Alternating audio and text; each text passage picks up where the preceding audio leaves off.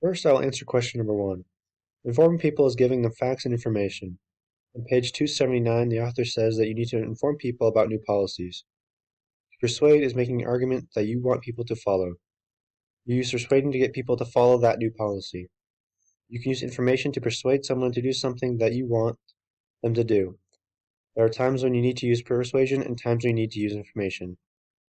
Next, I'll answer question number 2. The main difference between pathos and logos is the pathos appeals to the emotional side of people.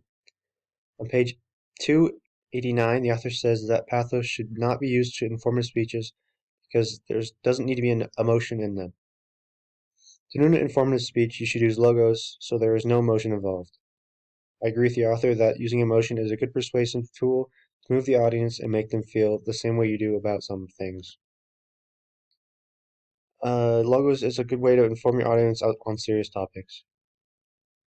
Finally, I'll answer question number 5. My approach to presenting is being informative. I use inductive reasoning to inform the audience about the facts I presented. I do enough research so I know what I am talking about and I am credible. The author would say I need to show more emotion in my presentations, so I'm more relatable. Also, I need to be more repetitive to hammer the important parts across my presentation.